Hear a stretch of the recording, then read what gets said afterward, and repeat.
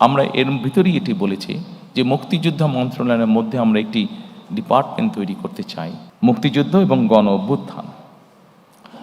অত্যন্ত দুঃখজনক হলেও আমরা দেখেছি গত 16 বছর আমাদের জাতির যে গর্ব, যেটি নিয়ে আমরা যতদিন এই দেশটিকে থাকবে আমরা ততদিন যা নিয়ে গর্ব করব তা হচ্ছে আমাদের দেশের স্বাধীনতা বা মুক্তিযুদ্ধ। আমরা দেখেছি কিভাবে এই মুক্তিযুদ্ধটিকে একটি পরিবার বা একটি দলের সম্পত্তিতে পরিণত করার চেষ্টা করা হয়েছে।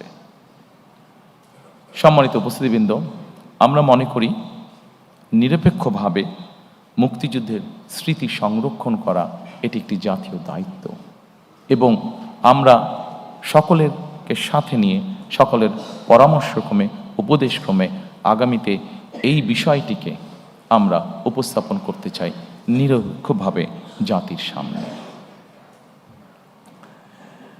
এরপরে আরেকটি গুরুত্বপূর্ণ বিষয়ের দিকে আমরা নজর দিতে চাই।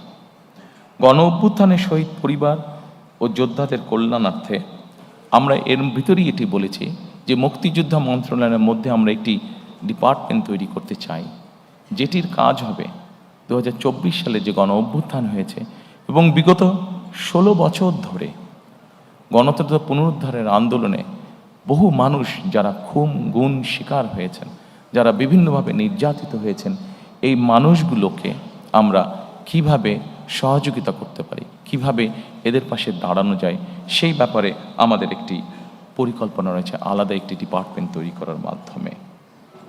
সম্মানিত উপস্থিতিবৃন্দ, আন্দোলনের সময় যারা শহীদ হয়েছেন আমাদের একটি পরিকল্পনা রয়েছে, সেই শহীদরা তাদের বিভিন্ন এলাকা আছে, যারা যেই এলাকার স্বাভাবিকভাবে দেশ সামনের দিকে এগিয়ে নিয়ে যাবে। মানুষের প্রয়োজনে আমরা হাসপাতাল তৈরি করব, দেশের ভবিষ্যৎ প্রজন্মদের শিক্ষার জন্য আমরা শিক্ষা প্রতিষ্ঠান তৈরি করব ইনশাআল্লাহ। আমরা মানুষের যোগাযোগ ব্যবস্থা উন্নয়নের জন্য আমরা যোগাযোগ ব্যবস্থাকে উন্নয়ন করব ব্রিজ, রাস্তাঘাট, বড় রাস্তাঘাট নির্মাণের মাধ্যমে। আমরা সিদ্ধান্ত গ্রহণ করেছি যে এই শহীদরা যাতে যুগের পর যুগ তারা হারিয়ে না যায়, বরং তারা যাতে মানুষের সামনে থাকতে পারে, সেজন্য এই সকল রাষ্ট্রীয় প্রতিষ্ঠান যেগুলো হবে সেগুলো আমরা সেই এলাকার যারা গুম খুন শহীদ হয়েছেন তাদের নামে আমরা নামকরণ করব। সম্মানিত উপস্থিতিবৃন্দ, বাংলাদেশ জাতীয়তাবাদী দল বিএনপি একমাত্র একটি দল যারা 1971 এবং 24-90 দেশের স্বাধীনতা, দেশের গণ অভ্যুত্থান, দেশের গণতন্ত্রের পুনরুদ্ধারের আন্দোলন প্রত্যেকটিকে বিএনপি একমাত্র রাজনৈতিক দল যারা ধারণ করে বা করতে পারে। সম্মানিত উপস্থিতিবৃন্দ, গণ অভ্যুত্থান ও ফ্যাসিবাদী আন্দোলনে শহীদদের অবশ্যই সার্বিক সহায়তা প্রদান আমাদের অন্যতম লক্ষ্য, যা এরই ভিতরে আমি আপনাদের সামনে উপস্থাপন করেছি।